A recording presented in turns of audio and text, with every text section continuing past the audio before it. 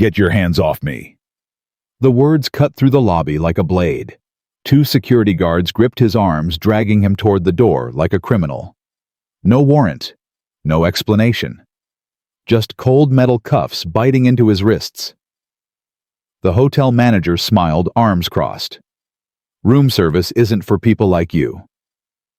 Guests froze. Phones rose. The whole world was about to watch. But here's the thing. The man they were throwing out. He owned every inch of that hotel. Every chandelier. Every paycheck. Every marble tile beneath their feet. And he was about to fire them all. Before we continue, drop your city in the comments. Let's see how far this story travels. Marcus Webb had learned something about power a long time ago. Real power doesn't announce itself. It doesn't wear a name tag. It doesn't need to. That's why, on a Thursday evening in late October, the CEO of Horizon Hotels International walked into his own flagship property wearing a brown leather jacket, faded jeans, and a pair of sneakers he'd owned for 6 years. No driver, no assistant, no entourage, just a man who wanted to see the truth. For 3 months, reports had crossed his desk, complaints buried in customer service logs, whispers from regional managers who didn't want to put anything in writing. Stories about guests being treated differently depending on how they looked. Stories about cold shoulders at the front desk, slow service in the restaurant doors that seemed to close faster for certain people. Marcus had built this company from nothing. 27 years ago, he'd started with a single motel outside of Memphis. 63 rooms, a leaking roof, a staff of 4, including himself. Now, Horizon operated 214 properties across North America, 12,000 employees, a brand built on one promise. Every guest matters, but promises mean nothing if the people wearing your uniform don't believe them. So tonight, Marcus was going to find out what his staff really believed. He pushed through the revolving glass doors and felt the familiar rush of conditioned air. The lobby was everything he'd designed it to be: high ceilings, soft lighting, the gentle murmur of a fountain somewhere behind the concierge desk. He didn't pause to admire it. He walked straight to the front counter, where a young woman in a crisp blazer was typing something into her computer. "Good evening," Marcus said. "I'd like to order room service. Carter Suite, 1702. The clerk looked up. Her eyes moved over him quickly. Jacket, jeans, sneakers. Her smile didn't quite reach her face. "One moment, sir." She turned away without another word and disappeared through a door behind the counter. Marcus waited. 1 minute passed, then 2. A businessman in a tailored suit approached the counter from the other end. A different clerk appeared instantly, all warmth and efficiency. "Good evening, Mr. Patterson. Your usual suite is ready. Can I have someone bring up your luggage?" The businessman nodded, barely acknowledging the service he expected to receive. Marcus kept waiting. 3 minutes now. The first clerk returned, but she wasn't alone. A woman in her late 40s followed, taller, sharper, with the practiced smile of someone who had learned to weaponize hospitality. "I'm Mrs. Thornton, the floor manager," she announced. "There seems to be some confusion with your reservation." "No confusion," Marcus said evenly. "Carter, Suite 1702. I confirmed this morning." Mrs. Thornton's fingers moved across the keyboard, but her eyes stayed on him. "I'm not seeing any authorization for that suite under your name." "Check again." "I've checked twice, sir." Her voice carried a new edge now. "Perhaps you have the wrong hotel. This is the Horizon Grand Atlanta. I'm in the right place." "Well," she clasped her hands in front of her. "Our premium suites require verified guest status. I can't simply take your word for it." Marcus reached into his jacket and pulled out a black card, the company's highest tier membership, issued only to executives and select VIP guests. He placed it on the counter. "This should clear up any confusion." Mrs. Thornton picked up the card with 2 fingers, as if it might be contaminated. She examined it for a long moment, then handed it to the clerk beside her. "Run this," she said quietly, "and flag it." The clerk hesitated. "Flag it. You heard me. Marcus didn't react. He'd expected resistance. He hadn't expected it to come this fast. Is there a problem? He asked. Mrs. Thornton's smile returned thinner now. We've had incidents, Mr. Carter. People presenting credentials they can't verify. I'm sure you understand. We have to protect our legitimate guests. Protect them from what exactly? She didn't answer. The clerk returned something uncertain flickering across her face. Ma'am, the card is valid. It's showing owner-level clearance. Mrs. Thornton's jaw tightened almost imperceptibly. That's not possible. Run it again. I ran it twice. I said run it again. The clerk retreated to her terminal. Mrs. Thornton turned back to Marcus, her composure cracking at the edges. Sir, I don't know where you obtained that card, but I assure you this hotel has protocols. We can't allow unauthorized individuals access to our executive suites simply because they flash a piece of plastic. Unauthorized, Marcus repeated. That's correct. And what makes me unauthorized? The question hung in the air between them. Mrs. Thornton's smile flickered. I think you know. I'd like you to say it. Sir, I don't have time for games. Either provide proper identification, or I'll have to ask you to leave. Marcus reached for his wallet. He pulled out his driver's license and placed it next to the card. Marcus Webb. Same name on the card. Same name on the reservation. Is that sufficient? Mrs. Thornton glanced at the license. Something shifted in her expression, not recognition but calculation. She was trying to figure out her next move. Mr. Webb, she said slowly, I appreciate your patience, but our system isn't showing a valid reservation. Without that, I simply cannot grant you access to a premium suite. Call your general manager. Excuse me. Your general manager, David Chen. Call him. The name landed hard. Mrs. Thornton's face went pale for just a moment before she recovered. Mr. Chen is not available this evening. Then call whoever's in charge. I'll wait. Sir, I really don't think... You've accused me of fraud in front of your guests. You've questioned my identity. You've refused service without any legitimate reason. Marcus leaned forward slightly. I'd say that warrants a conversation with management. Wouldn't you? Mrs. Thornton's smile had vanished completely now. Her eyes darted to the clerk, to the guests lingering nearby, to the phones that were starting to rise in the periphery. She was losing control of the situation, and she knew it. Security, she called out. I need security to the front desk. Marcus didn't move. That's your answer. Sir, you're creating a disturbance. I'm going to have to ask you to step away from the counter. I ordered room service. That's all I did. And I've explained that we cannot verify your reservation. Now please. You verified it. Your clerk just told you. Owner-level clearance. Mrs. Thornton's voice rose. That card is obviously fraudulent. People like you don't have owner-level access. That's simply not how this works. People like you. The words echoed across the marble floor. Conversations nearby went quiet. A woman with a rolling suitcase stopped mid-step and stared. Marcus felt the familiar weight settle into his chest, that old pressure he'd carried since he was 22 years old, working double shifts at a motel in Tennessee, saving every dollar for a dream no one believed in. He'd felt it the first time a guest refused to let him carry their bags because they assumed he was there to rob them. He'd felt it at 30 when a bank officer denied his loan application without even reading his business plan.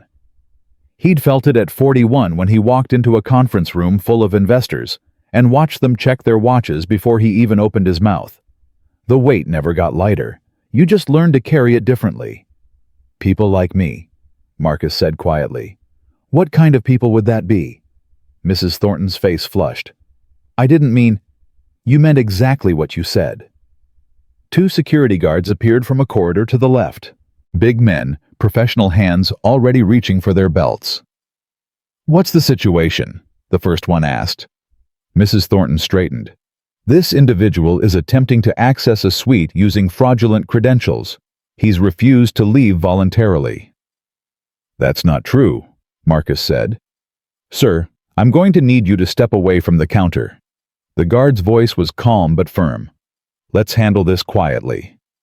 I'd be happy to, once she processes my room service order. Sir, I'm a guest at this hotel, Suite 1702. Your manager refuses to verify what your own system has already confirmed. The guard glanced at Mrs. Thornton. Ma'am, he's lying, she said flatly. Remove him. I'm not lying. Check the system yourself. We don't have access to reservation systems, sir. We follow manager directives. Then ask her why she's lying. Mrs. Thornton's voice turned sharp. That's enough. I want him out. Now. The second guard moved forward. His hand closed around Marcus's arm, and that's when everything shifted. Not because Marcus resisted. He didn't. He let them take his arm, let them position him like they'd done this 100 times before. What shifted was the room itself. A young man in a hoodie, couldn't have been older than 25, raised his phone and hit record. The red dot blinked in the corner of his screen. Yo, he said to no one in particular. Are you seeing this? A woman near the elevator did the same. Then an older gentleman by the fountain. Then a couple checking in at the far end of the counter. Within seconds, half a dozen phones were pointed at Marcus Webb, capturing every moment of his removal. Mrs. Thornton noticed.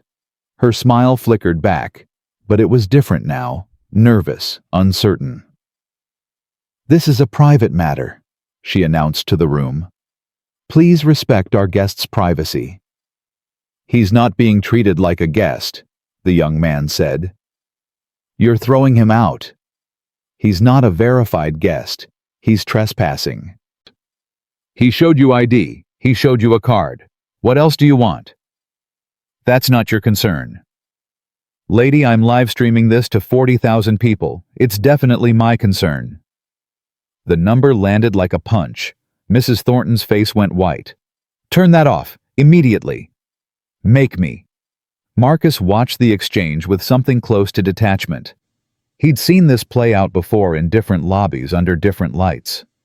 The script was always the same denial-escalation exposure. The only difference was the audience. 20 years ago, there would have been no phones, no witnesses, just his word against theirs. Now the whole world was watching. The guard's grip tightened on his arm. Sir, let's go. Don't make this harder than it needs to be. I'm not resisting, Marcus said calmly. But I want you to understand something. What's that? You're about to make a very serious mistake. The guard almost laughed. Sir, with all due respect, you're the one in cuffs. Not yet. Give it 30 seconds. Marcus looked at him. Really looked the way you look at someone whose life is about to change, and they don't even know it yet. What's your name? The guard hesitated. Henderson. Henderson. Do you have a family? That's none of your business. Kids. Sir. I'm asking because in about 10 minutes you're going to wish you'd asked more questions before following orders. And I want you to remember this moment, when you had a chance to choose differently. Henderson's grip loosened just slightly.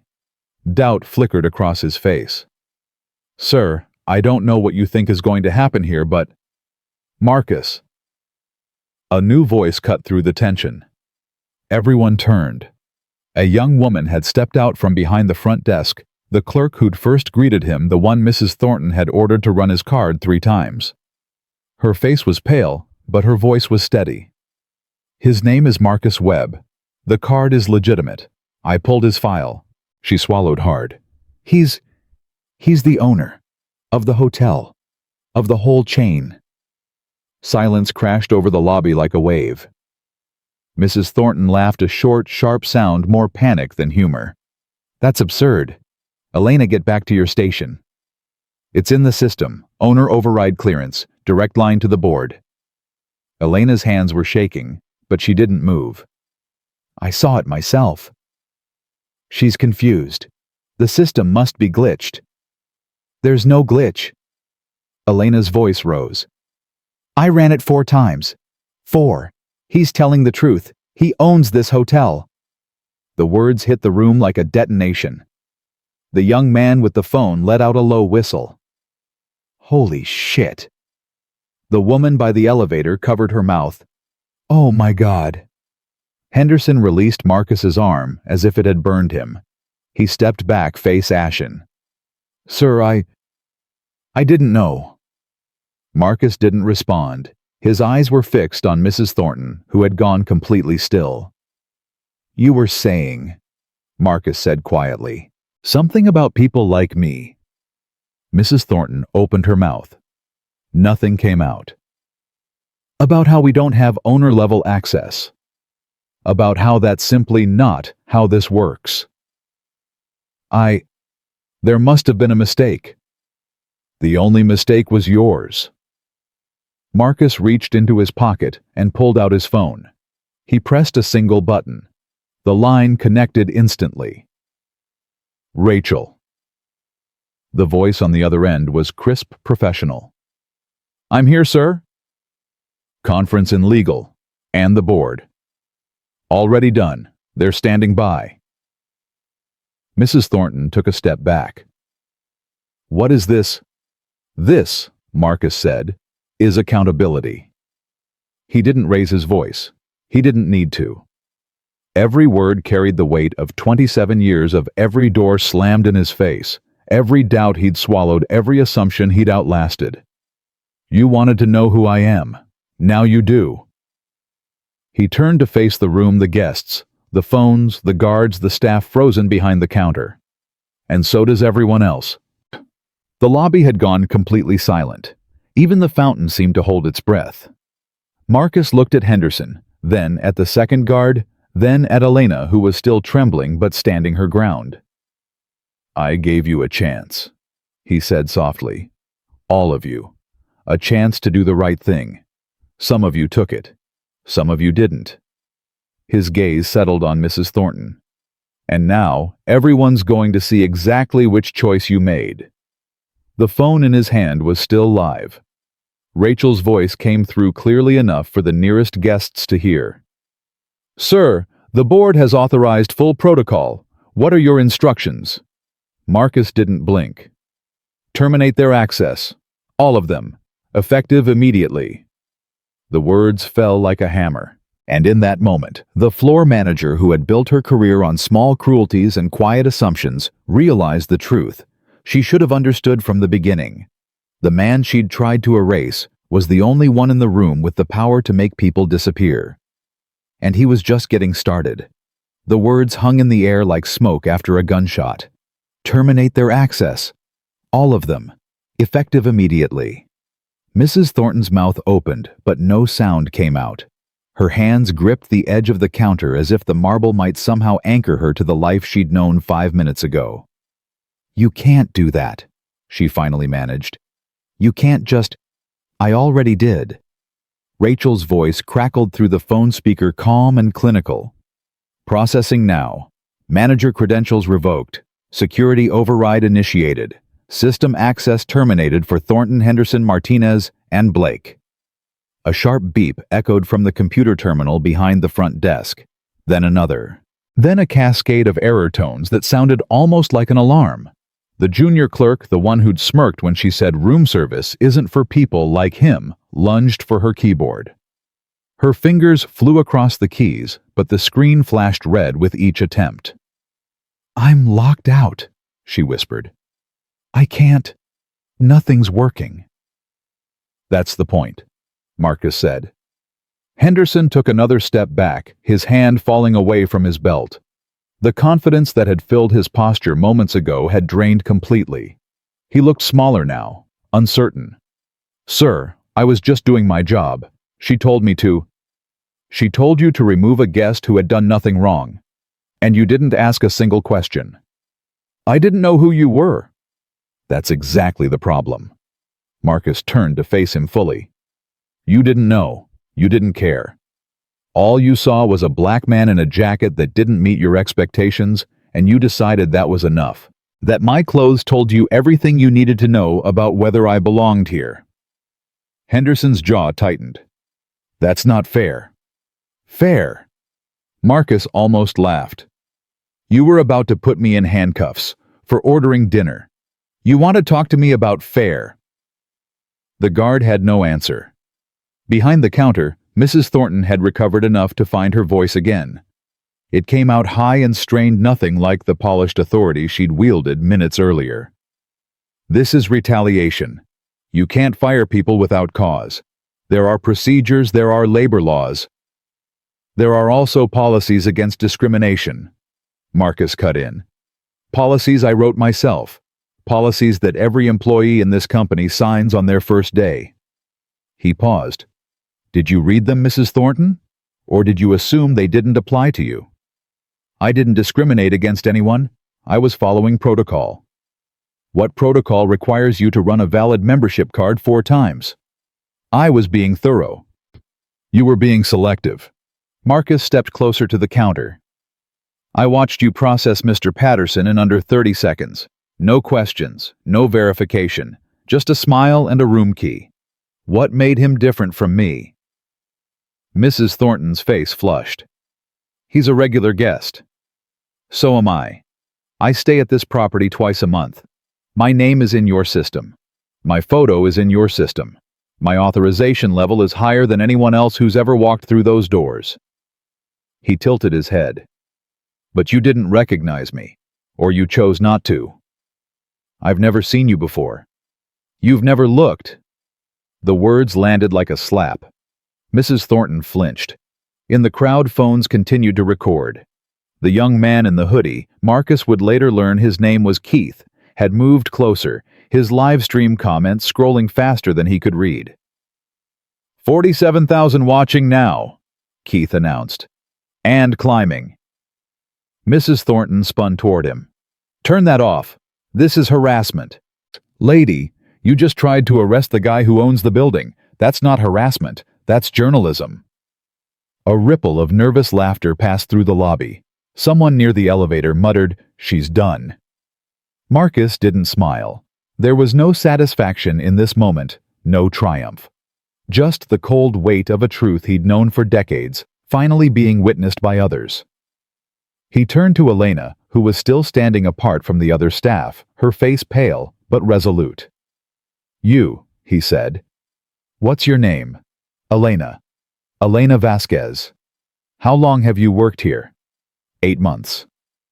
And in those 8 months have you seen this kind of thing before? Guests treated differently based on how they look. Elena hesitated. Her eyes darted to Mrs. Thornton, then back to Marcus. Answer honestly, he said. I'm not asking as your employer. I'm asking as someone who needs to know the truth. The young woman swallowed hard. When she spoke, her voice trembled, but the words came out clear. Yes, I've seen it. Not every day, but often enough. Certain guests get questioned more, asked for extra ID, told there are no rooms available when there are. It's not official, it's just how things work here, how they've always worked as long as I've been here. And did you report it? I tried. Once, Mrs. Thornton told me I was being oversensitive, that I didn't understand the realities of hospitality management. Marcus nodded slowly. And what did you think? I thought she was wrong. Elena's chin lifted slightly. I thought it was wrong. But I needed this job. I have student loans. My mom is sick. I couldn't afford to push back. So you stayed quiet? Yes. Her voice cracked. I'm not proud of it. But tonight you spoke up. Tonight was different. Tonight I saw someone being treated like a criminal for no reason at all, and I couldn't stay quiet anymore, even if it cost me everything. Marcus studied her for a long moment. The lobby had gone completely silent, every eye fixed on the exchange. It won't cost you everything, he said finally. It might be the thing that saves you. Elena blinked, confusion crossing her face. What do you mean?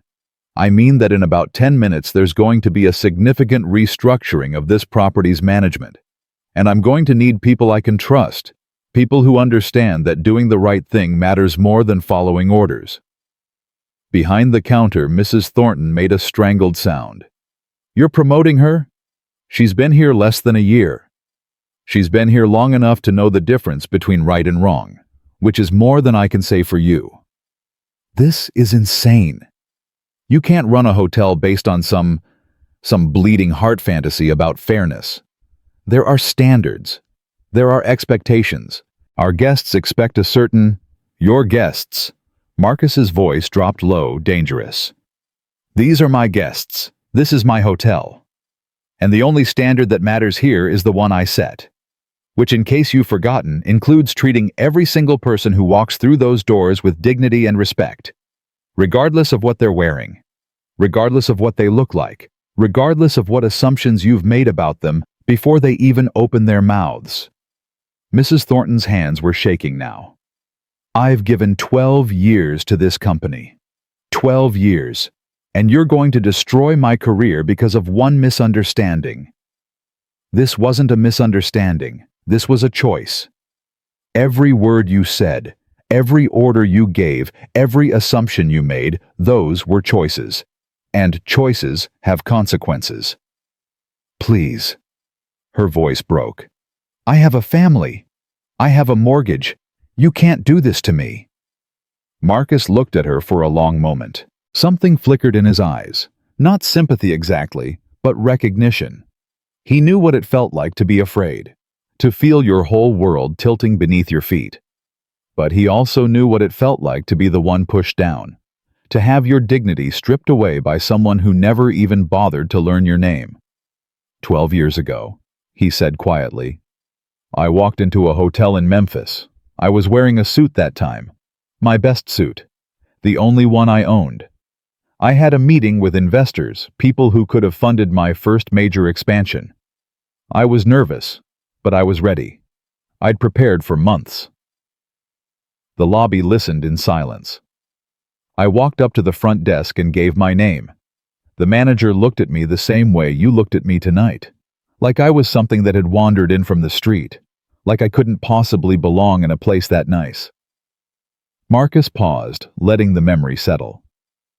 "She told me there was no reservation under my name. She told me the restaurant was fully booked. She told me, and I'll never forget this, that perhaps I'd be more comfortable somewhere else. Somewhere that catered to a different clientele." Mrs. Thornton's face had gone gray. "I missed that meeting. The investors left. The deal fell through.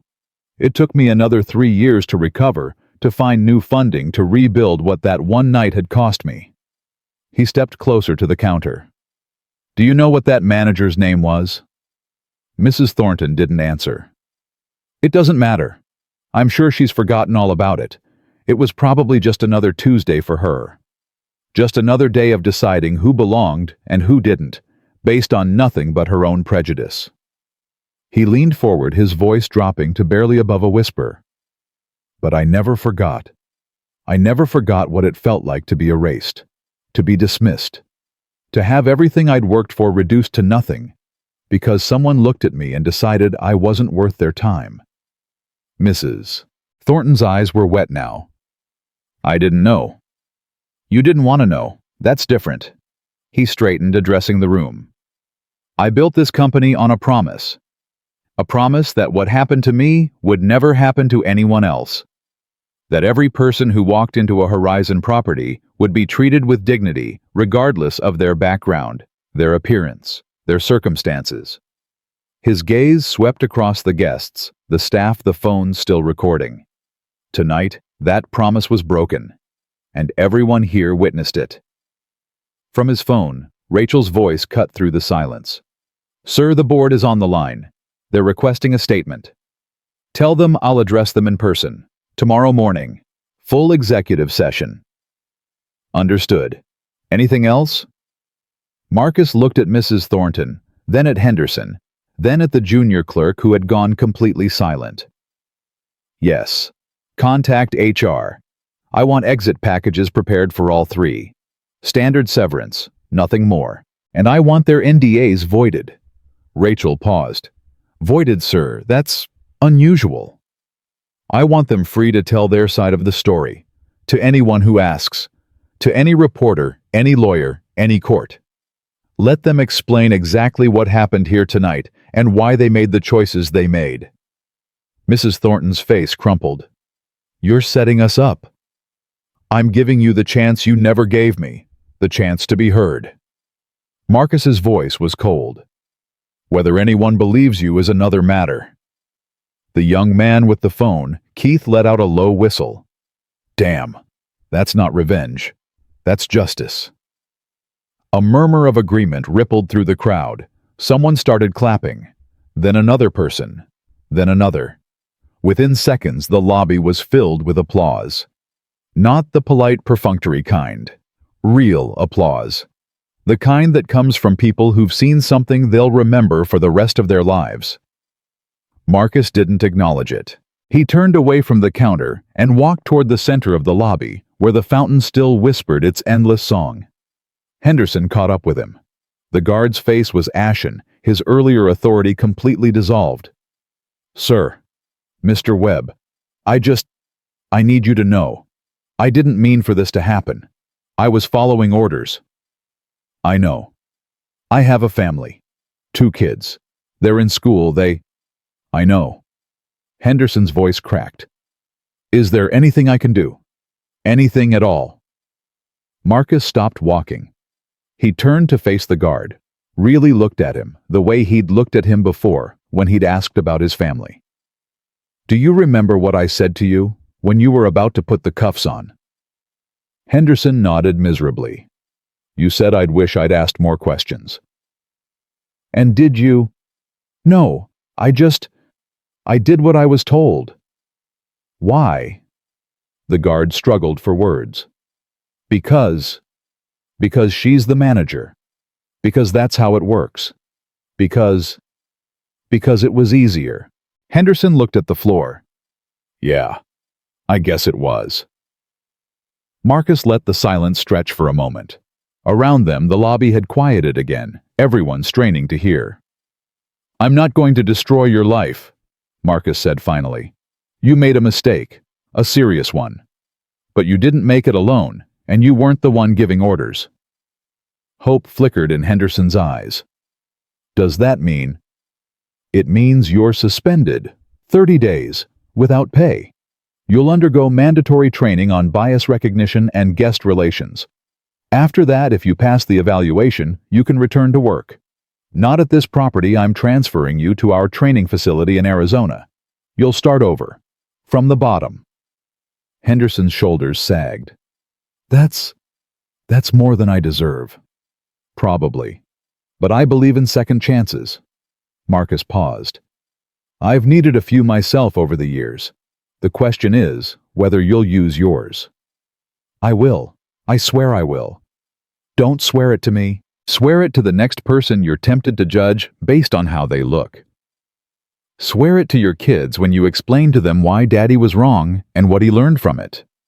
Henderson nodded, tears streaming down his face. Thank you. Thank you, sir. Marcus didn't respond. He turned away and continued toward the fountain, leaving the guard standing alone in the middle of the lobby. The young woman Elena approached hesitantly. She'd left the safety of the front desk and was crossing the marble floor with careful steps as if walking on thin ice. Mr. Webb. He turned. Yes. I just wanted to say, what you did back there, for Henderson, that was unexpected. Was it? Most people in your position, they'd want blood. They'd want to make an example out of everyone. Would that have made things better? Elena considered the question. No, probably not, but it would have been satisfying. Satisfaction is temporary. Change is permanent. Marcus gestured to the lobby around them. Everyone in this room is going to remember tonight. They're going to remember what they saw, what they heard, what they felt. That memory will shape how they treat people for the rest of their lives. That's worth more than revenge. But Mrs. Thornton made her choices a long time ago. Tonight was just the night those choices caught up with her. He paused. Some people can change. Some people have made too many compromises for too long. The hard part is knowing which is which. Elena was quiet for a moment. Then she asked the question that had clearly been burning in her mind. Why did you do this? Come in disguised, I mean. Why not just send someone run a secret shopper program like every other company? Marcus almost smiled. Because reports can be sanitized, data can be manipulated, but experience is something else entirely. So you wanted to feel it yourself. I needed to. This company bears my name, my values, my promise. If that promise was being broken, I had to know. Really know. Not from a spreadsheet, not from a consultant's summary, from the look in someone's eyes when they decided I didn't belong.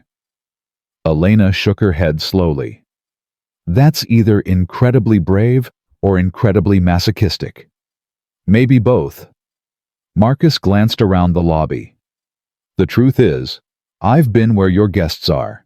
I've been turned away, talked down to made to feel small in spaces I had every right to occupy. Building this company was my way of creating something different, something better. A place where no one would ever feel the way I felt. And tonight proved I still have work to do. From across the lobby, a new voice called out. A man in his 60s, silver-haired, wearing a sport coat that probably cost more than most people's monthly rent. Mr. Webb. Marcus turned. Yes. The man approached with the careful dignity of someone who'd learned long ago that presence matters more than volume. My name is Walter Hensley. I've been a guest at Horizon Properties for over 20 years, platinum member since 2003. I recognize the name. Thank you for your loyalty. I'm not looking for thanks. Hensley's eyes were sharp assessing. I'm looking to understand something. Go ahead. I watched what just happened here, every minute of it. And I have to be honest, part of me expected you to tear this place apart. Fire everyone on site. Call in lawyers, make a spectacle. Is that what you would have done? Hensley considered the question. 20 years ago, probably. When you've been disrespected as many times as men like us have been disrespected, there's a certain appeal to scorched earth. But I've learned something over the decades. Anger feels righteous in the moment. It's the easiest emotion in the world to justify, but it rarely builds anything worth having. Marcus nodded slowly. And what does build something worth having? Patience, precision. The willingness to distinguish between people who've made mistakes and people who are mistakes. Hensley gestured toward Henderson, who was still standing where Marcus had left him. That man will never forget what you did for him tonight, the grace you showed. He'll carry that for the rest of his career. That's the hope. It's more than hope, it's investment. You just bought loyalty that can't be purchased with a salary. Hensley extended his hand. I came over here to tell you that I've never been prouder to be a Horizon guest. What you did tonight, that's leadership. Real leadership. Marcus shook his hand. I appreciate that, Mr. Hensley. More than you know. Walter, please. After what I've just witnessed, I think we're past formalities. A small smile crossed Marcus's face. Walter, then. The older man glanced toward the front desk, where Mrs. Thornton was being escorted toward a back office by two members of the assistant staff. Her face was blank now, all the fight drained out of her. What happens to this place now? Walter asked. New management, obviously. But beyond that we rebuild. We examine every policy, every training program, every assumption that led to tonight, and we make sure it never happens again. A tall order. The only kind worth pursuing. Walter smiled. You remind me of myself 40 years ago, before the world taught me to be cynical. The world tried to teach me that too. I just never learned. A comfortable silence settled between them. Then Walter patted Marcus on the shoulder and stepped back. I'll let you get back to it, but I meant what I said. If you ever need a character witness, a board recommendation, or just someone to have a drink with and complain about how hard it is to find good people, you have my card. Use it. I will. Walter walked away, rejoining a woman who must have been his wife near the elevator. She took his arm, leaning in to whisper something. He nodded, glancing back at Marcus with something like admiration. The lobby was beginning to empty now. Guests drifted toward the restaurant, the bar, the elevators. The crisis was over. Life was resuming its normal rhythms. But for Marcus, the night was far from finished. His phone buzzed. Rachel again. "Sir, CNN is requesting a statement. So is the Times, the Post, and about 40 local affiliates. Tell them I'll issue a statement tomorrow, after I've had time to review everything. They're going to run the story regardless. I know. Let them. The videos speak for themselves." "Understood. One more thing, your suite is ready. I took the liberty of having room service prepared. The chef wanted me to tell you it's on the house." Marcus almost laughed. On the house. In my own hotel. He was insistent. Said it was the least he could do. "Tell him thank you. And tell him I'll be up in 20 minutes. There's something I need to do first." He ended the call and turned back toward the front desk where Elena was standing alone, the other staff having retreated to deal with the chaos Mrs. Thornton had left behind. She looked up as he approached. "Mr. Webb.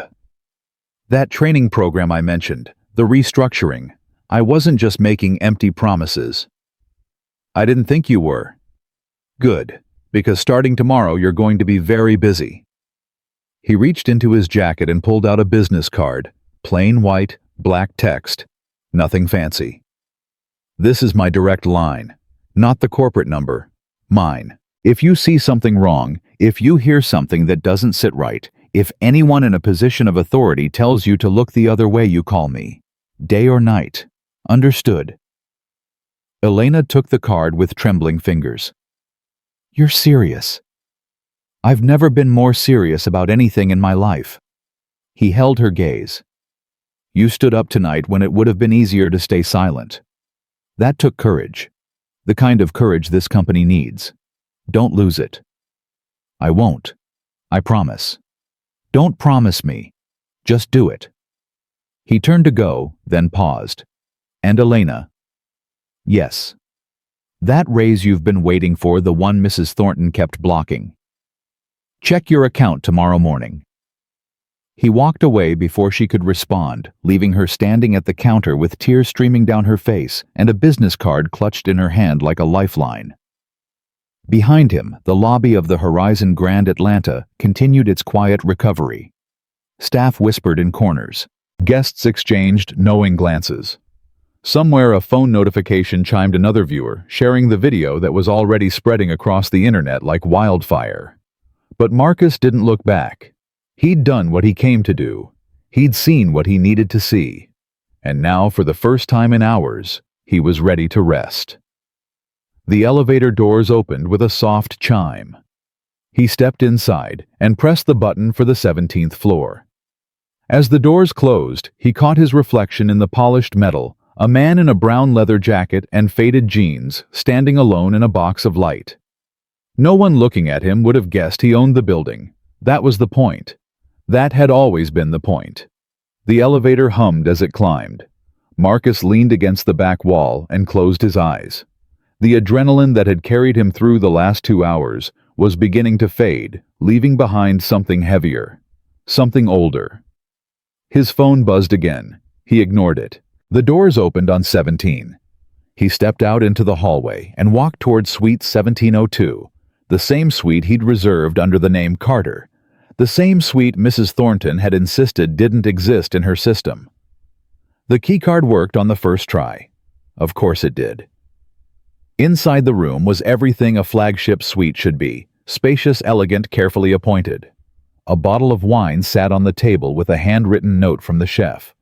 The curtains were drawn back to reveal the Atlanta skyline lights glittering against the darkness. Marcus didn't look at any of it. He sat down on the edge of the bed and stared at his hands. They were steady. They'd been steady all night, even when the cuffs had clicked against his wrists. Even when Mrs. Thornton had looked at him like he was something to be scraped off her shoe. But now, alone in the silence, he felt the tremor start. Deep in his chest, spreading outward. His phone buzzed again. This time he looked. 37 missed calls. 92 text messages.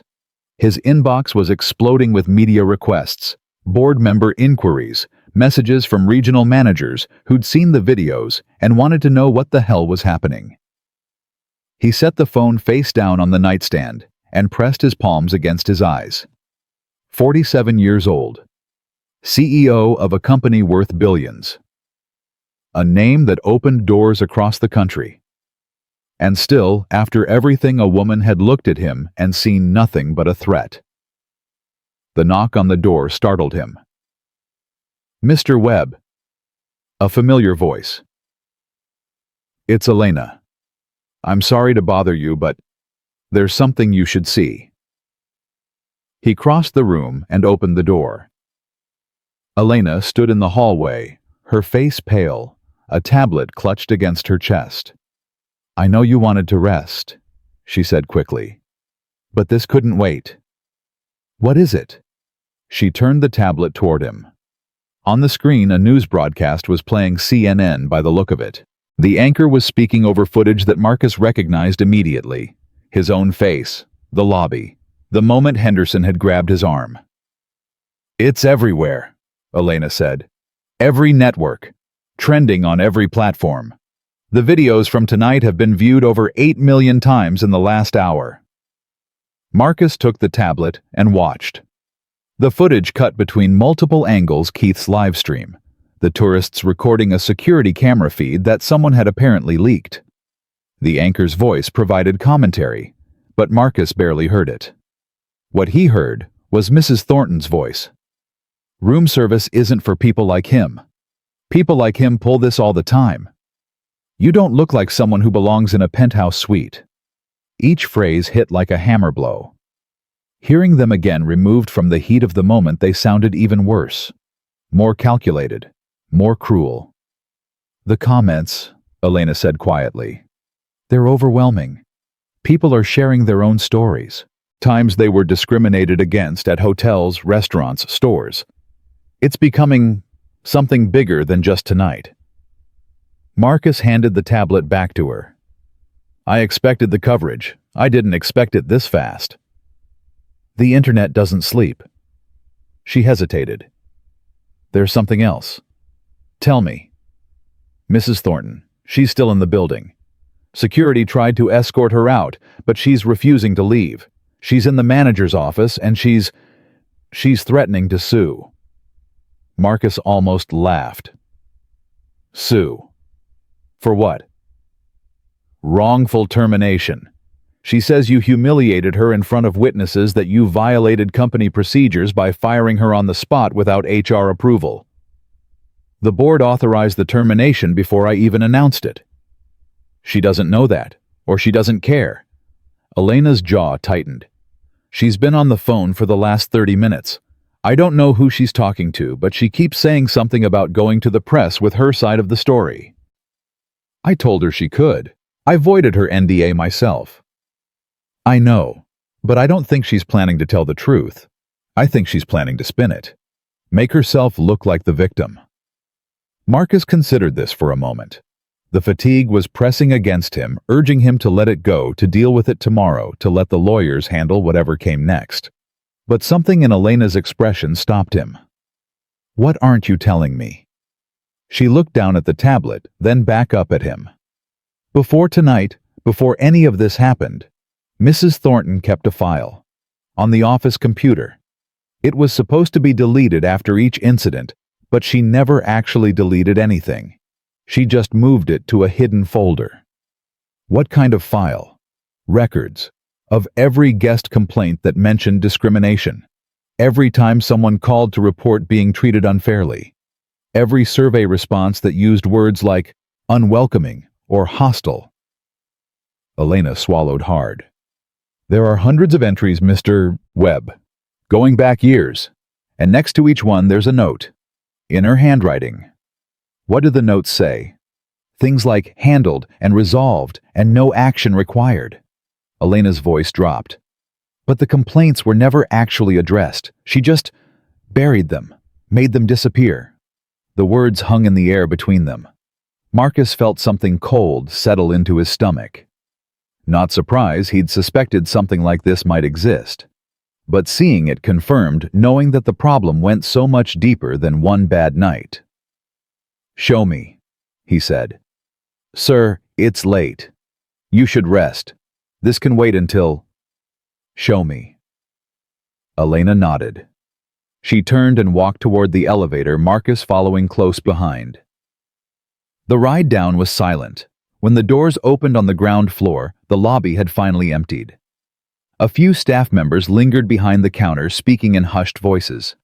They fell silent as Marcus passed. The manager's office was at the end of a corridor behind the front desk.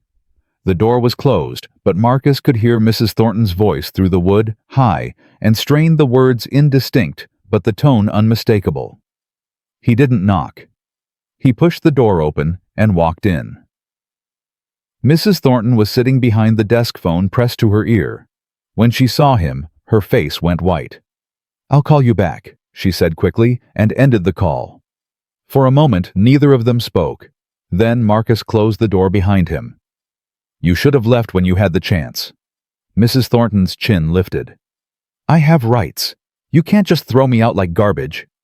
I offered you a standard severance package. Most people in your position would consider that generous." "Generous?" She laughed, but there was no humor in it. "You destroyed my career in front of 100 people, in front of cameras. The whole world watched you humiliate me." "The whole world watched you humiliate yourself." Marcus stepped closer to the desk. "I just happened to be there. This was entrapment. You came in disguised looking for a reason to fire me. I came in looking for the truth. What I found was worse than I imagined." Mrs. Thornton's eyes narrowed. "What's that supposed to mean?" "The file Patricia." He used her first name, deliberately stripping away the last barrier of professional distance. "The one you kept on your computer. The one with all the buried complaints." Her face changed, just slightly, but enough. She knew exactly what he was talking about. "I don't know what you're referring to." "Don't insult my intelligence. Elena found it. The whole thing. Years of documented discrimination swept under the rug because you decided it wasn't worth your time." "Elena had no right to access my personal files." "Your personal files. On a company computer, in a company office." Marcus shook his head. "You really don't understand the position you're in. Do you, Mrs.?" Thornton stood up, her chair scraping against the floor. "I understand perfectly. You're a man who can't handle being questioned, who needs to control everything and everyone, who uses his money and his power to crush anyone who dares to push back. Is that what you think this is, ego? What else would it be?" Marcus took a long breath. The anger was there, coiled tight in his chest, but he kept it contained. He'd spent a lifetime learning to keep it contained. 12 years ago, he said slowly, a woman named Dorothy Williams stayed at this hotel. She was 73 years old. She'd saved for 2 years to take her grandchildren on a trip to Atlanta. It was supposed to be the highlight of her retirement. Mrs. Thornton frowned. "I don't see what this has to do with—" She filed a complaint, said she was treated rudely at check-in, said the staff made comments about whether she could afford the room she'd booked, said her grandchildren were followed around the lobby by security for no reason. I don't remember every complaint that comes through this office.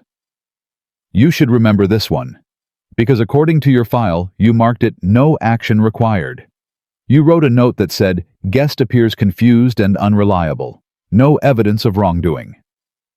Mrs. Thornton's jaw tightened. If I made that assessment, I must have had a reason. Dorothy Williams died 3 months later. Heart attack. Her daughter wrote to us after the funeral.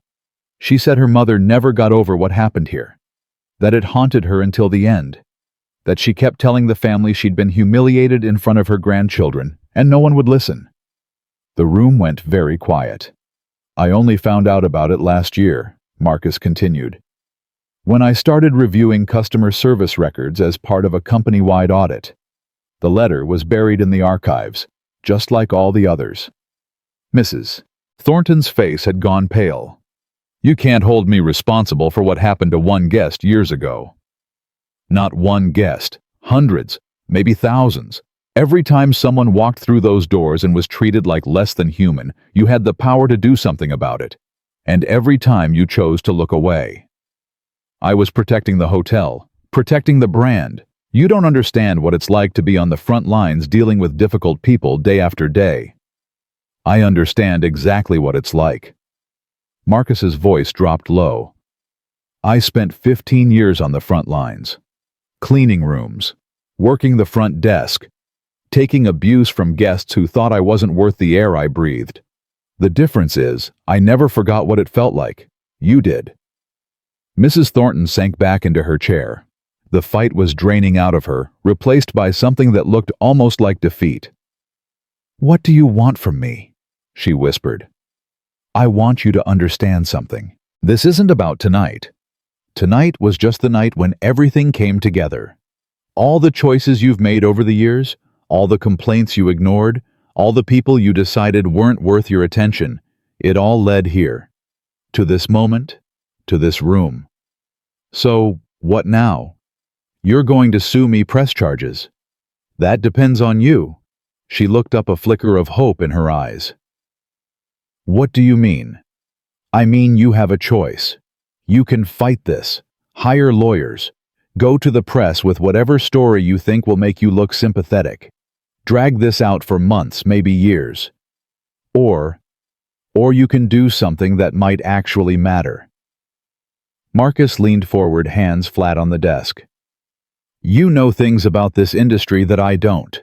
About how discrimination gets normalized, how it becomes invisible to the people perpetuating it, how it gets woven into policies and procedures until it feels like common sense." Mrs. Thornton's brow furrowed. "You want me to, what, consult for you? I want you to help me fix it. Not here, you're finished at Horizon, but there are organizations that work on this kind of thing, training programs, advocacy groups, places where your experience could actually do some good if you were willing to be honest about what you've done and why." She stared at him for a long moment. "You're serious?" "I'm always serious when it comes to this. Why would you offer me anything after what I did to you?" "Because destroying you doesn't help anyone. It just makes me feel better for 5 minutes. But if you could actually change, if you could help prevent even one other person from going through what Dorothy Williams went through, that would mean something. That would last." Mrs. Thornton was quiet for a long time. When she finally spoke, her voice was barely audible. "I don't know if I can change. I don't even know if I understand what I did wrong. Not really. Not the way you want me to." "That's honest. More honest than anything you've said tonight." "It doesn't feel like enough." "It's a start." Marcus straightened up. "Take some time. Think about what I said. The severance offer stands. So does the opportunity. What you do with it is up to you." He turned toward the door. "Mr. Webb." He paused. "For what it's worth, I'm sorry. About tonight. About all of it." Marcus looked back at her. She seemed smaller now, older. The armor of authority stripped away, leaving only a woman who had spent years making choices she couldn't take back. "Sorry doesn't fix anything," he said. "But it's a place to start." He left the office without looking back. In the corridor, Elena was waiting. She'd heard everything, he could see it in her face. "You offered her a second chance," she said quietly. "After what she did." "I offered her a choice. That's different." "Most people wouldn't have done that. Most people aren't trying to build something that lasts." Marcus started walking toward the lobby. "Burning bridges feels good, but all you're left with is ashes." Elena fell into step beside him. "Do you think she'll take it? The opportunity?" "I don't know. People surprise you sometimes. In both directions." They reached the lobby.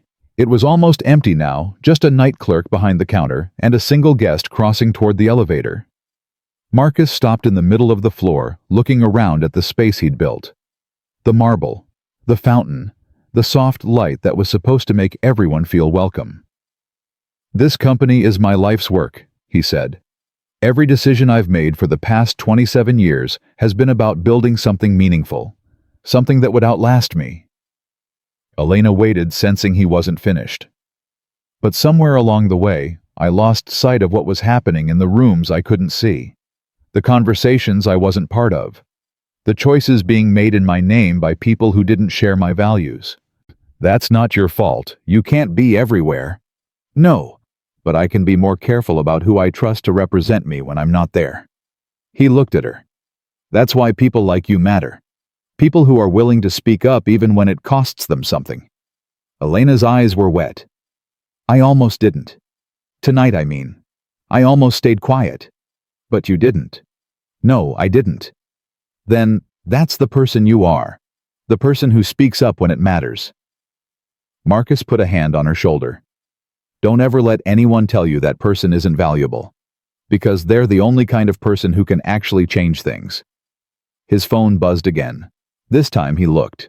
A text from Rachel board meeting moved up. "Tomorrow at 8 a.m. They want a full briefing and a plan going forward." He typed back, "I'll be there." "Go home," he told Elena. "Get some rest. Tomorrow's going to be a long day for both of us." "What are you going to do?" "Right now I'm going to go upstairs and eat the dinner I ordered 3 hours ago." A faint smile crossed his face. "Then, I'm going to figure out how to turn the worst night of my professional life into something that actually matters." Elena smiled back, a little uncertain but real.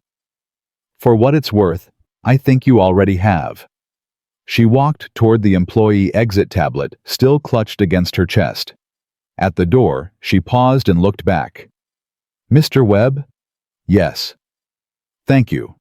For not giving up on people, even the ones who don't deserve it." She disappeared through the door before he could respond. Marcus stood alone in the lobby of his hotel, surrounded by the silence of a building that was slowly settling into sleep. His phone buzzed one more time. He glanced at the screen. A message from Keith, the young man who'd been live streaming your video, just hit 25 million views. "The world is listening. Don't waste it." Marcus read the message twice. Then he slipped the phone back into his pocket and walked toward the elevator. The world was listening. Now he had to figure out what to say. Marcus didn't sleep. He sat in the suite for hours watching the city lights blur against the window, replaying every moment of the night in his mind. The look on Mrs. Thornton's face when she realized who he was. The sound of Henderson's voice cracking when he begged for his job. The weight of Elena's tablet, showing him a world that had been watching while he was being dragged toward the door. At 5:47 a.m., his phone rang. "Sir?" Rachel's voice was sharp alert. "The board has moved the meeting up again. They want you at headquarters by 7. "Why the rush?" "The story's gone international. BBC picked it up an hour ago. Reuters just released a feature, and there's a protest forming outside the Atlanta property." Marcus closed his eyes. A protest. Civil rights groups, community organizers. They're calling it a solidarity demonstration. They want you to make a public statement. "Tell them I'll address everything at the board meeting." "Sir, with respect, the board meeting is internal. These people want to hear from you directly.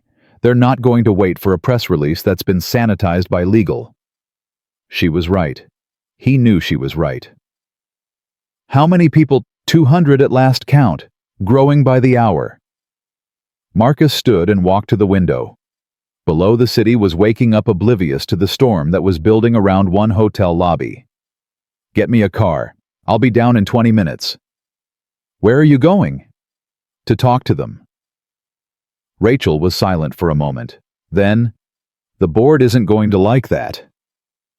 "The board can wait. These people can't." He ended the call and started getting ready. Not the leather jacket this time, a suit. Dark blue, well-fitted, the kind of armor that commanded attention in boardrooms and press conferences. But before he put on the jacket, he paused. The jacket was part of the uniform. Part of the costume he wore when he needed people to see him as powerful, as legitimate, as someone who belonged. For 27 years he'd been playing that game, dressing the part, speaking the language, making himself palatable to people who would never have given him a second glance otherwise. And last night, for a few hours, he'd stopped playing. He'd walked into his own hotel as himself, just a man in comfortable clothes, asking for a meal. And look what had happened. He put on the jacket anyway. There would be time for authenticity later. Right now, he needed to be effective. The car was waiting when he reached the lobby.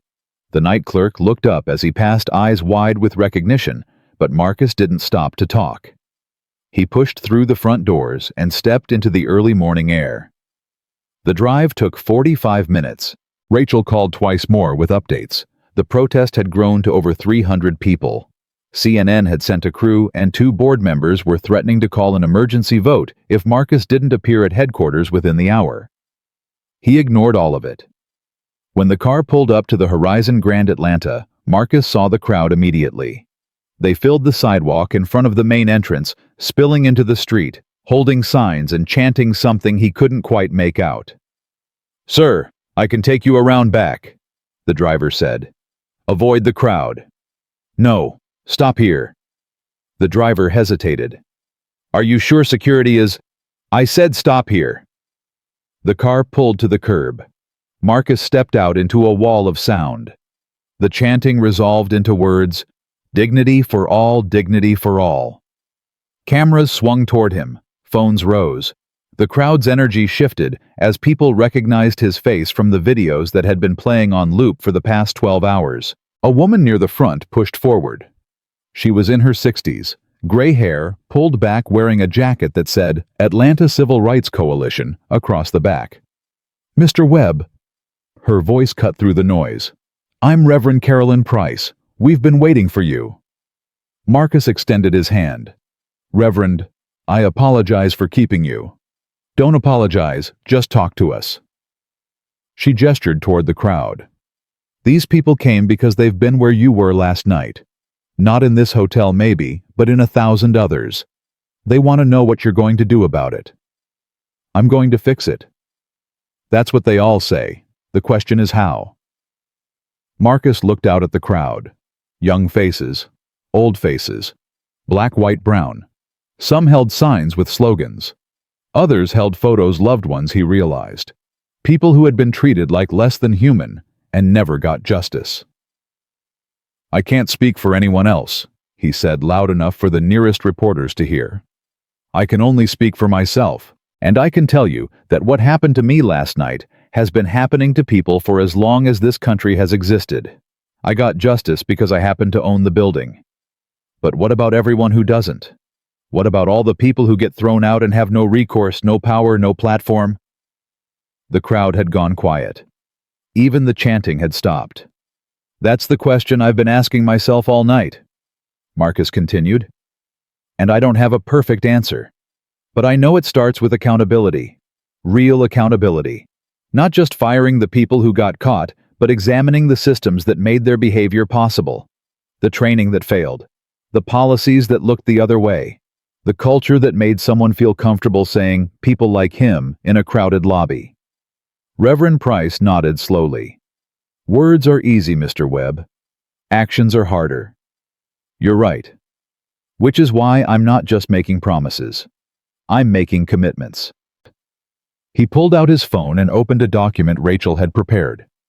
"Starting today, Horizon Hotels is implementing mandatory bias training for every employee, from the CEO to the cleaning staff. We're creating an independent oversight board to review discrimination complaints, not internal HR, not managers protecting their own, but outside experts with real authority to investigate and recommend action. We're establishing a fund to compensate guests who've been mistreated in the past and were never properly heard. And we're partnering with organizations like yours to develop best practices that we'll share freely with the entire hospitality industry." Murmurs rippled through the crowd. A few people started clapping. "But here's the most important thing," Marcus said, raising his voice. "None of this matters if it only happens at Horizon. This problem is bigger than one company. It's bigger than one industry. It's woven into the fabric of how this country operates. And it's not going to change because one CEO had a bad night and decided to do better. He looked directly at the cameras. It's going to change because people like you, the ones who showed up here today, the ones who've been fighting this fight for years, the ones who refuse to be silent, keep demanding more. Keep holding companies accountable. Keep telling your stories even when no one wants to listen. Because eventually, enough people will listen. Enough people will care. And enough people will decide that dignity isn't optional. The applause that followed was different from the polite recognition in the lobby the night before. This was raw, real. The sound of people who had been waiting a long time to hear someone in power say what they already knew. Reverend Price stepped closer and spoke quietly so only Marcus could hear. You know, this is just the beginning. The hard part comes next. I know. The board's going to push back. Your shareholders are going to demand you quiet down. The media's going to move on to the next story, and you'll be left with the work no one wants to do. I know that too. And you're still willing to do it. Marcus met her eyes. Reverend, I've been fighting this fight my whole life. The only difference is now I have the resources to actually make a dent. She studied him for a long moment. Then she extended her hand again. I believe you, she said. Don't make me regret it. I won't. He shook her hand, then turned and walked into the hotel. The crowd parted to let him through, some reaching out to touch his arm, his shoulder. A few whispered thank you. One older man, tears streaming down his face, simply nodded. Inside the lobby was chaos. Staff rushed back and forth, phones ringing constantly, a team of PR people huddled in the corner, arguing about damage control. David Chen, the general manager who had been conveniently unavailable the night before, was standing near the front desk, looking like he hadn't slept in days. Mr. Webb? He hurried forward, hand extended. I can't tell you how sorry I am. If I had known... Where were you last night, David? Chen's face went pale. I was at a conference in Nashville, a leadership seminar. I left Mrs. Thornton in charge because you trusted her judgment. Yes, I did. And in 12 years you never noticed any patterns, any complaints, any signs that she might be treating certain guests differently than others. Chen's mouth opened, then closed. He looked like a man watching his career disintegrate in slow motion. I assumed everything was under control. The numbers were good. Guest satisfaction scores were guest satisfaction scores. Marcus repeated the words like they tasted bitter. You know what doesn't show up in satisfaction scores, David? The people who never come back. The people who tell their friends to stay away. The people who write off your entire company because of one interaction that made them feel less than human. Sir, You're not fired, not yet. But you're on notice. I want a full audit of every complaint filed at this property in the last decade. I want interviews with every current employee. And I want a report on my desk by Friday explaining exactly how this culture developed under your watch. Chen nodded frantically. Yes, sir, absolutely. Whatever you need. What I need is for you to do better. What I need is for everyone in this building to understand that what happened last night wasn't an aberration. It was a symptom. And if we don't treat the disease, it's going to kill everything I've built. He left Chen standing in the middle of the lobby and headed for the elevators. Rachel was waiting on the executive floor. She fell into step beside him as he walked toward the boardroom. The protest is making news, she said. Your speech is already trending. #DignityForAll is the top hashtag on Twitter. Good. The board is less happy. Margaret Chen called twice. She wants to know why you went to the protest instead of coming straight here. Tell her I was doing my job. She's going to push for a vote of no confidence. Marcus stopped walking. On what grounds? She's saying you acted recklessly, that you damaged the brand by making this public instead of handling it quietly, that you've turned a personnel issue into a national scandal. A personnel issue. Marcus laughed, but there was no humor in it. A woman was told she didn't belong in a hotel I built. Security was called because she wanted dinner. And Margaret wants to call that a personnel issue. I'm just telling you what she's saying. I know, and I appreciate it. He started walking again. How many votes does she have? At least 3 confirmed, maybe 4. That's not a majority. It's not far from one. They reached the boardroom doors. Marcus paused, hand on the handle. Rachel, do you remember what I told you when I hired you? She nodded. You said you didn't want someone who would tell you what you wanted to hear. You wanted someone who would tell you the truth, even when it hurt. And what's the truth right now? She hesitated only briefly. The truth is that you did the right thing. The truth is that most CEOs would have buried this, paid off the staff, and moved on. The truth is that what you're doing could cost you the company. And I think that's exactly why it matters. Marcus smiled a real smile, the first one in hours. Then let's go remind the board why they hired me in the first place. He pushed open the doors. 12 faces looked up from a long mahogany table. Some were friendly, some were neutral. A few were openly hostile. Margaret Chen sat at the far end, arms crossed, expression carved from ice. She was in her late 50s, silver-haired, impeccably dressed, the kind of woman who had fought her way to the top of corporate America and never forgot the battles it took to get there.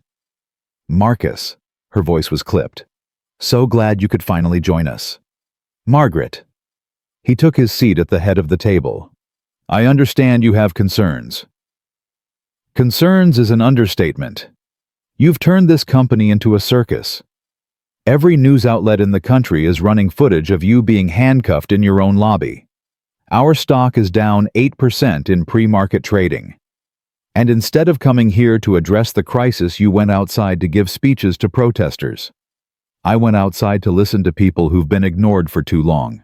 You went outside to grandstand, to turn yourself into a civil rights hero at the expense of shareholder value. Shareholder value. Marcus looked around the table.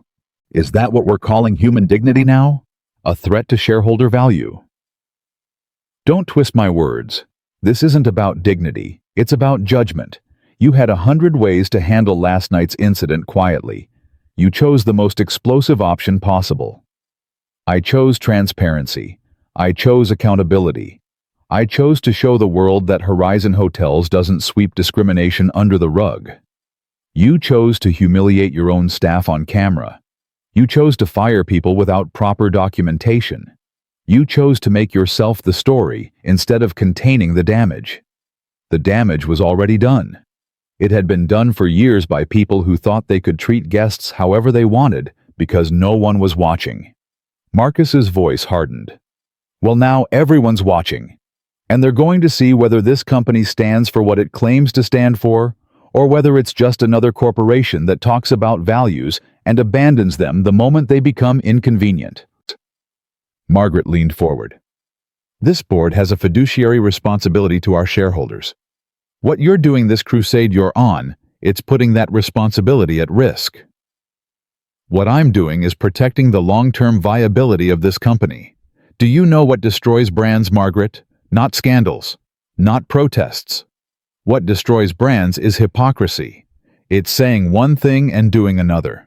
It's printing everyone welcome on your brochures, while your staff decides who actually belongs.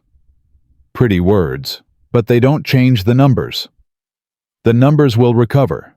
They always do when you do the right thing. What won't recover, what can never be recovered, is trust. Once people decide that Horizon Hotels isn't safe for them, that reputation sticks, it spreads, it becomes the truth. A voice from the other end of the table cut in. Walter Hensley, the man from the lobby, the one who had shaken Marcus's hand and called what he'd done real leadership. If I may, Walter said, looking around at his fellow board members. I was there last night. I watched the whole thing unfold. And I can tell you that what Marcus did wasn't recklessness. It was courage. Margaret's eyes narrowed. Walter, let me finish. I've been on this board for 15 years.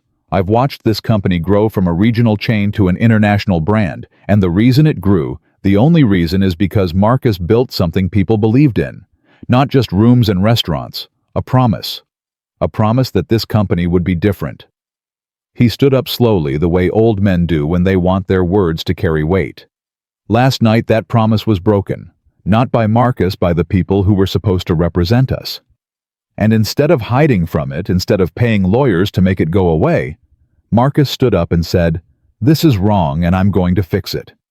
That's not a liability. That's an asset.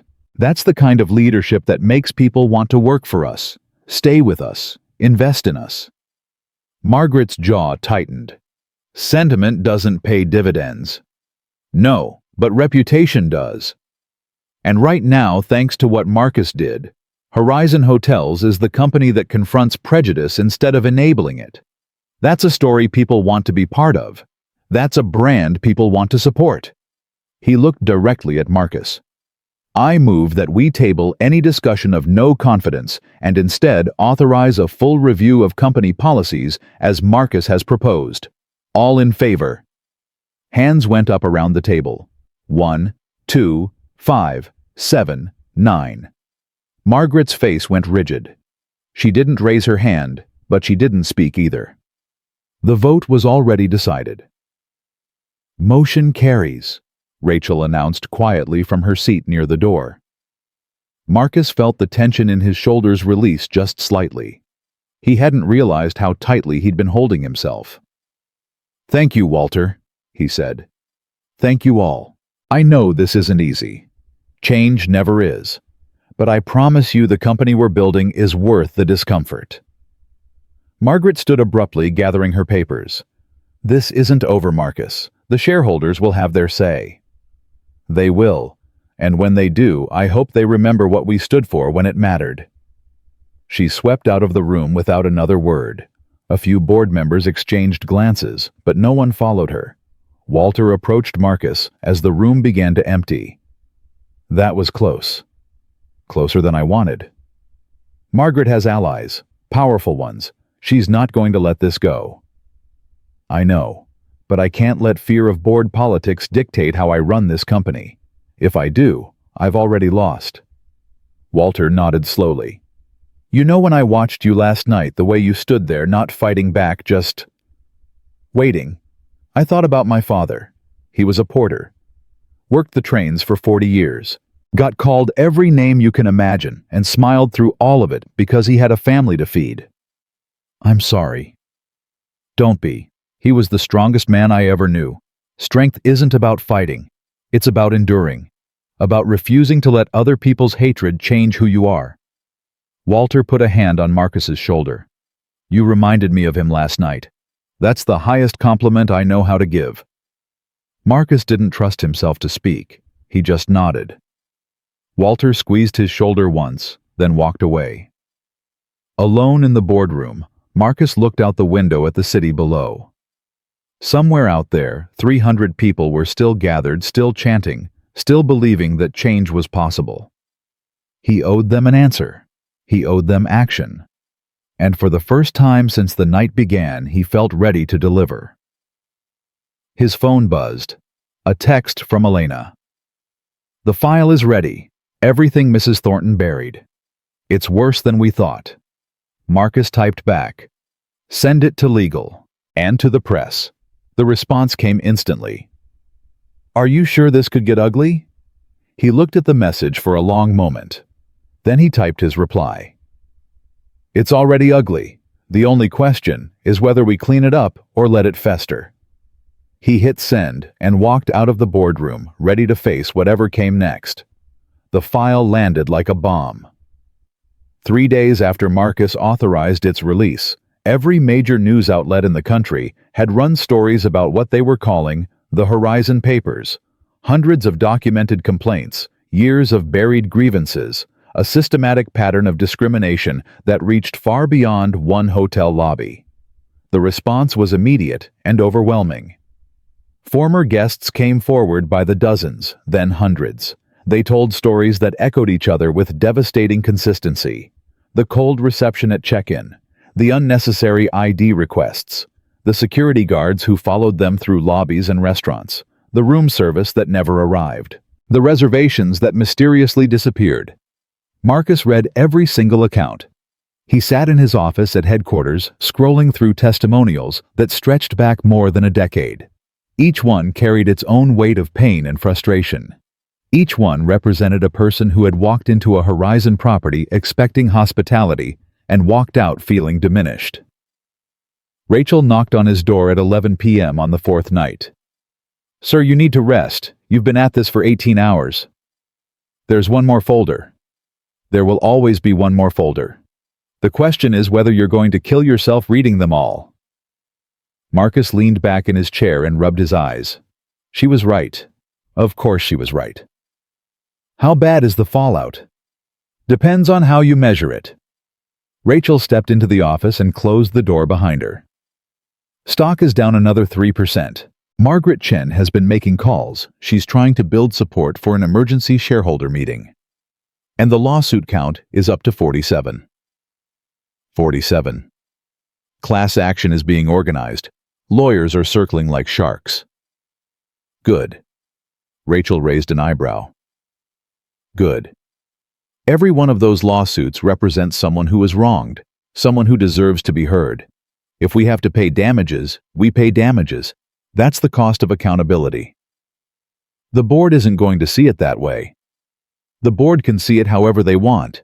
I'm not running from this. Rachel was quiet for a moment. Then she sat down in the chair across from his desk. "Can I tell you something? Off the record." "Since when do we have an on the record?" A small smile crossed her face. "Fair point. I just wanted to say, I've worked for a lot of executives.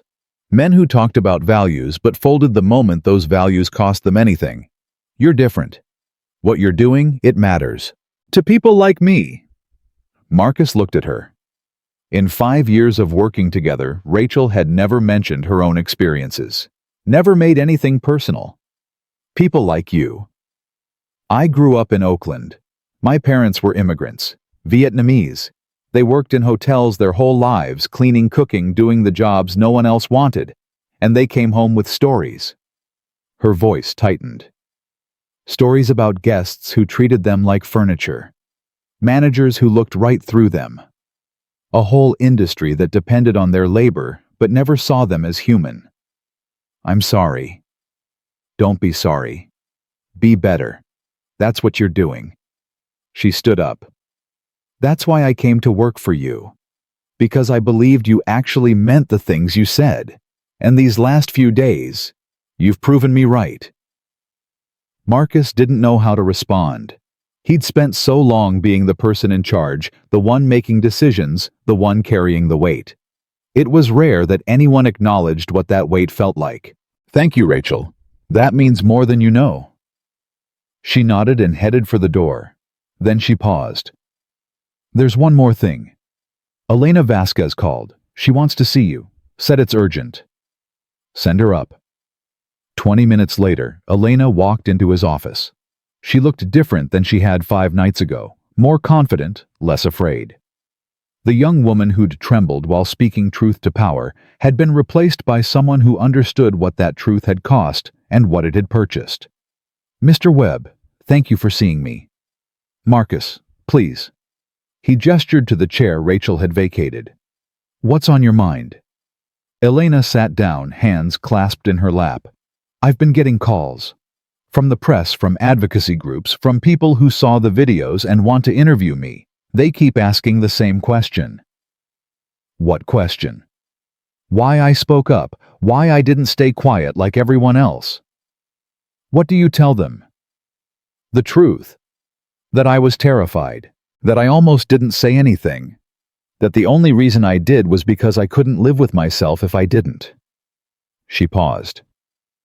"But there's something I haven't told anyone. Something I wanted to tell you first." Marcus waited. "When I was 16, my family took a trip to New York. It was the first real vacation we'd ever had. My dad had saved for years. He wanted to show us the Statue of Liberty, Times Square, all the places he'd seen in movies when he was growing up in Guatemala." Her voice grew quieter. We stayed at a nice hotel. Nothing fancy, but nice. And on the first night, we went down to the restaurant for dinner. The hostess looked at us, looked at my dad's accent, my mom's clothes, and told us there weren't any tables available. The place was half empty. We could see the empty tables right behind her, but she just smiled and said we might want to try somewhere else. Elena's eyes were wet, but she didn't look away.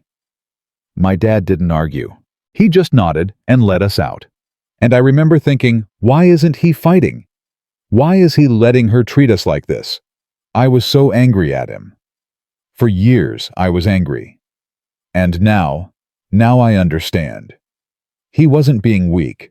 He was being strategic. He knew that fighting would only make things worse. That we'd be the ones who got blamed, who got removed, who got labeled as troublemakers. So he swallowed his pride and found somewhere else for us to eat. She looked directly at Marcus. But I also know that swallowing your pride doesn't make the wound heal. It just buries it deeper. And eventually it has to come out. Either you speak or you break. What happened to your father? He died 3 years ago. Heart attack. The doctor said stress was a contributing factor. Her voice cracked slightly.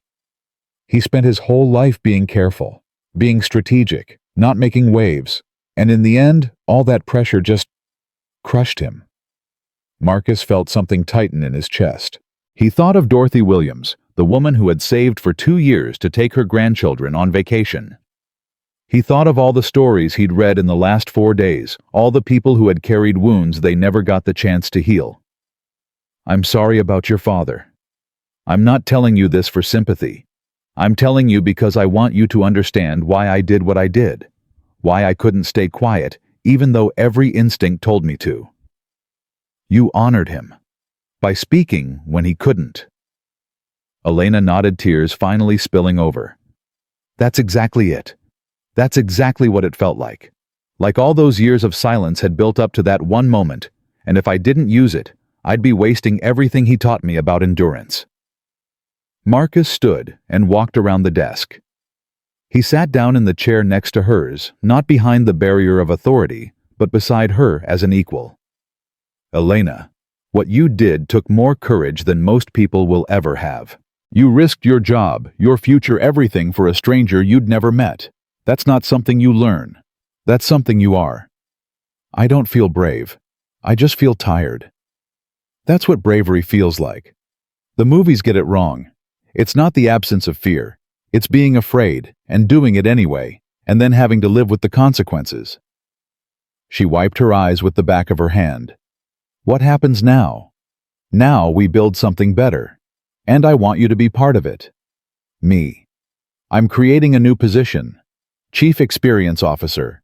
Someone whose only job is to make sure that what happened to you, to your father, to all the people in those files, never happens again at a Horizon property. Elena stared at him. You're offering me a C-suite position? I've been with the company 8 months. You've demonstrated more integrity in 8 months than most people do in a career. Experience can be learned. Character can't. I don't know what to say. Say yes, or say no. But don't say you're not qualified, because that's exactly the kind of thinking that kept people like you out of rooms like this for too long. A long moment passed. Then Elena smiled, the first real smile he'd seen from her. Yes, I'll do it. Good. Marcus stood and extended his hand. Welcome to the executive team. She shook it firmly, and in that grip, something shifted. A passing of the torch he hadn't known he was carrying.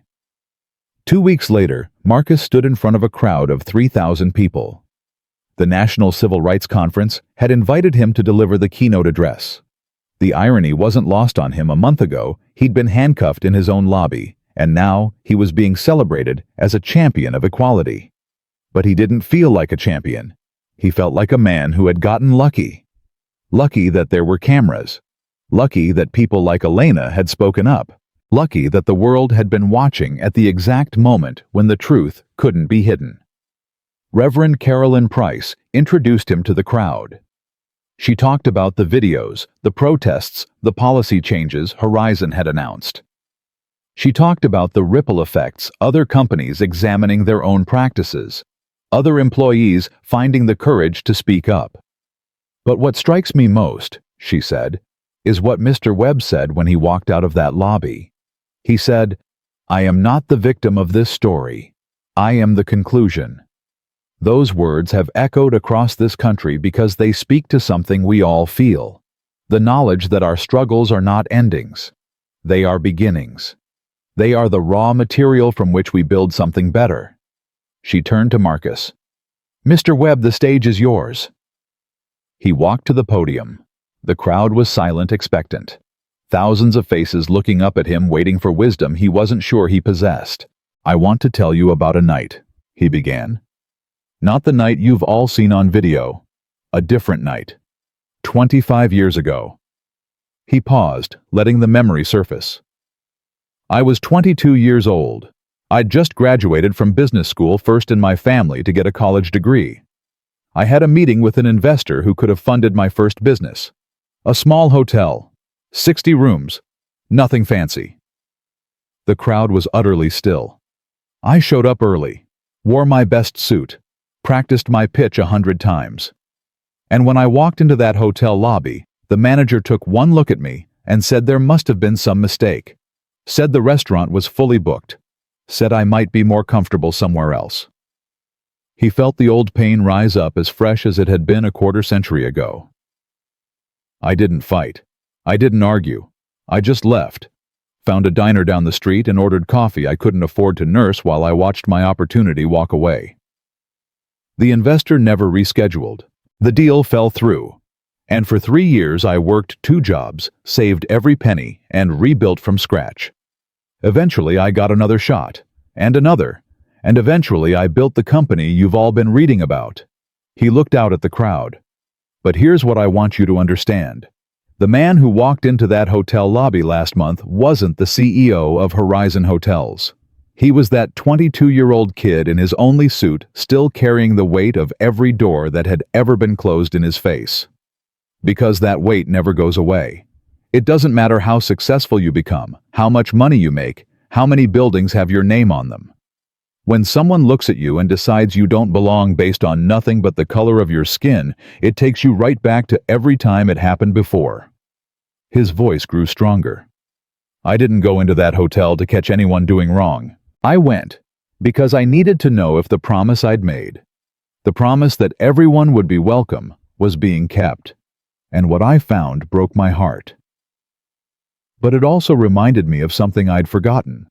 Something that 22-year-old knew, but the CEO had started to lose sight of." He leaned into the microphone. "Change doesn't come from the top. It never has. Change comes from the people who refuse to accept the world as it is. The people who speak up when it would be easier to stay quiet. The people who document, who witness, who demand better." In that lobby there were dozens of people who saw what was happening. Most of them did nothing. But a few, a young man with a phone, a clerk who risked her job to tell the truth, guests who spoke up when they could have looked away. They're the reason any of this mattered. They're the reason the story didn't end with me being thrown out on the street.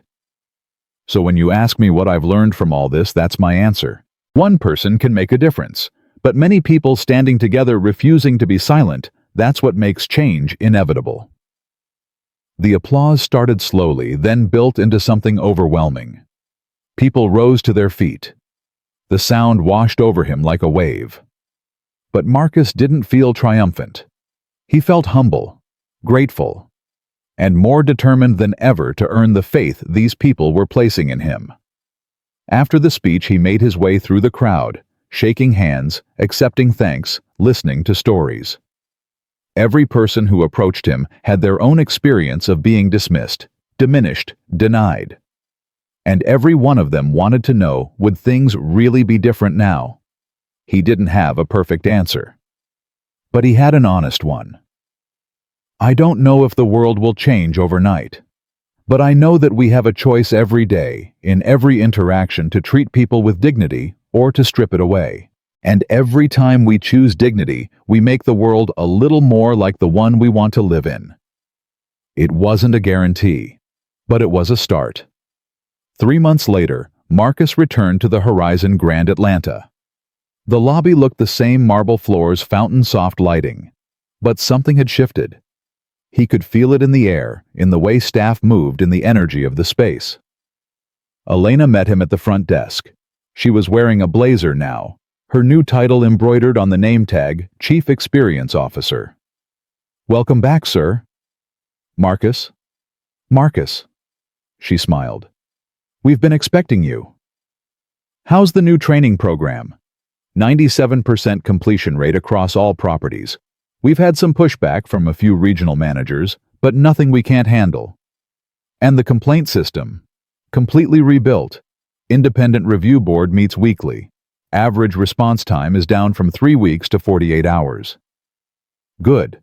And Henderson?" Elena's expression softened. "He finished the program in Arizona. Top of his class, actually. He's been assigned to the training team, helps teach new security staff about implicit bias and de-escalation." "You're kidding." "I'm not. He's actually good at it. Turns out having made a mistake yourself makes you better at helping others avoid the same one." Marcus shook his head slowly. "People never stop surprising you." "That's what you taught me. Give them a chance to be better, and some of them will take it." They walked through the lobby together, past the spot where Marcus had stood in handcuffs, past the counter where Mrs. Thornton had sneered at him, past the fountain where he'd waited for justice to arrive. None of it looked different, but everything had changed. "There's someone who wants to see you," Elena said. "She's in the restaurant." Marcus stopped. "Who?" "You'll see." He walked into the restaurant alone. It was mid-afternoon quiet, only a few tables occupied. At a corner booth, a woman sat with her hands wrapped around a coffee cup. Gray hair, worn face, a jacket that said Atlanta Civil Rights Coalition. Reverend Carolyn Price. She looked up as he approached and smiled. "Mr. Webb, thank you for coming." "Reverend, I didn't expect to see you here." "I wanted to visit the place where it all started. See it with my own eyes." She gestured to the seat across from her. "Sit. Talk with me." Marcus slid into the booth. "How does it feel?" she asked. "Being back here." He considered the question. "Strange. Like visiting a battlefield after the war is over." "Is it over?" "No, it's never over. But this particular fight, the one that started here, I think we won." Carolyn nodded slowly. "You know, when I first heard about what happened to you, my initial reaction was anger. Another black man humiliated. Another company that would apologize and move on. Same story, different day. What changed your mind?" "You did. The way you handled it. You could have burned everything down, made it about revenge.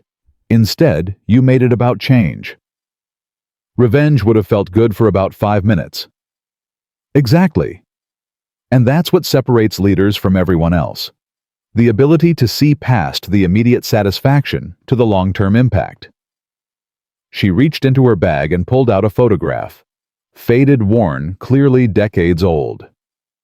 A young black man in a porter's uniform standing in front of a train station.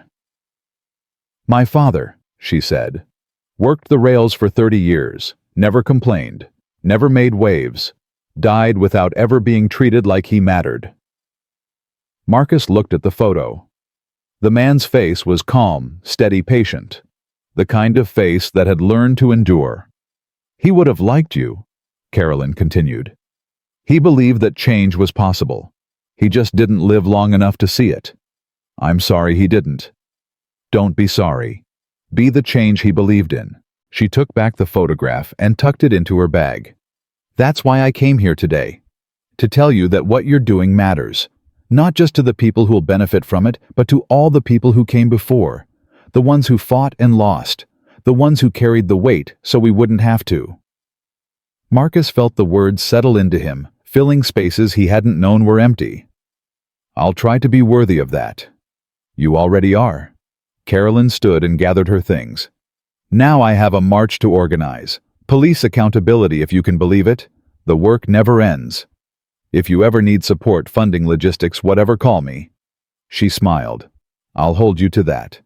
She walked out of the restaurant, leaving Marcus alone with his coffee and his thoughts. He sat there for a long time, watching the afternoon light shift across the tables.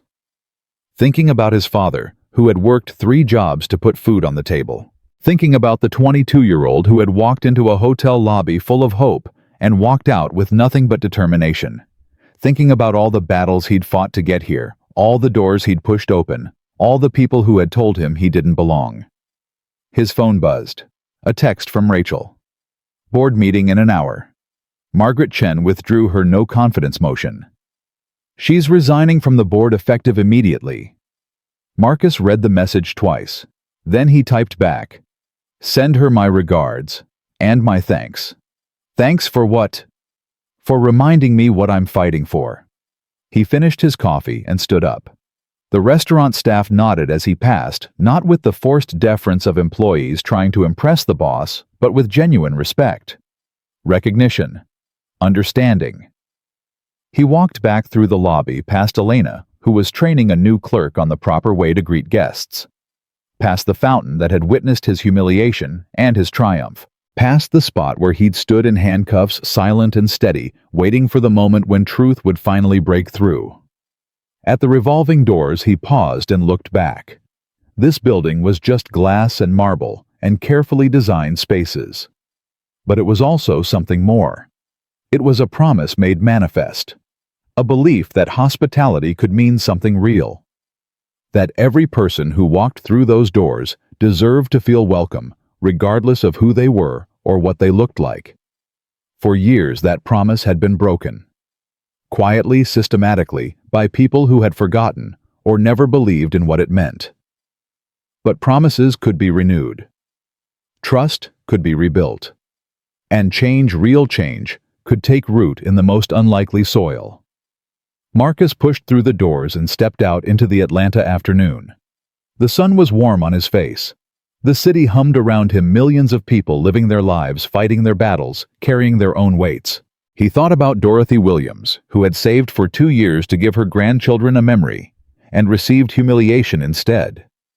He thought about Elena's father, who had swallowed his pride in a New York restaurant, so his family wouldn't see him fight a battle he couldn't win. He thought about Reverend Price's father standing patient and dignified in front of a train station, believing in a future he would never see. And he thought about himself, the kid from Tennessee who had been told 1,000 times that he didn't belong, who had built an empire anyway, who had stood in handcuffs in his own lobby and refused to let anyone else define his worth. The weight was still there. It would always be there. Every slight he'd ever endured, every door that had been closed in his face, every moment when someone had looked at him and seen only what they expected to see. But weight could be transformed. It could become fuel. It could become foundation. It could become the raw material from which legacies were built. Marcus walked toward his car, steps steady, head high. Behind him, the hotel stood gleaming in the sunlight, not just a building, but a testament. A monument to every person who had ever been told they didn't belong and refused to believe it. The fight wasn't over. It would never be over. There would always be another lobby, another manager, another moment when dignity was tested. But for the first time in a long time, Marcus Webb felt something that had nothing to do with victory or vindication. He felt hope. Not the naive hope of someone who believed the world would change overnight, but the earned hope of someone who had seen the worst of human nature and discovered that the best was still possible. He got into the car and closed the door. The driver glanced back. "Where to, sir?" Marcus thought for a moment. "Home," he said finally. "I'm going home." The car pulled away from the curb, leaving the horizon Grand Atlanta behind. But Marcus didn't look back. He didn't need to. The past was where it belonged. The future was waiting. And dignity, the quiet, unshakable dignity that no one could take away, was exactly where it had always been. Inside him. Unbroken. Eternal. Because In the end, that was the only truth that mattered. Not the wealth he'd accumulated, not the buildings he'd built, not the headlines or the speeches or the standing ovations. Just this: he had stood when others wanted him to fall. He had spoken when others wanted him silent. He had remained himself when the whole world tried to tell him who he was supposed to be. And that stubborn, beautiful, irreducible act of being was something no one could ever take away. Not now. Not ever. The car merged into traffic, carrying Marcus Webb toward whatever came next. And somewhere in Atlanta, in a hotel lobby, rebuilt on the foundation of truth, a young clerk smiled at a guest and said the words that meant everything. "Welcome, we've been expecting you."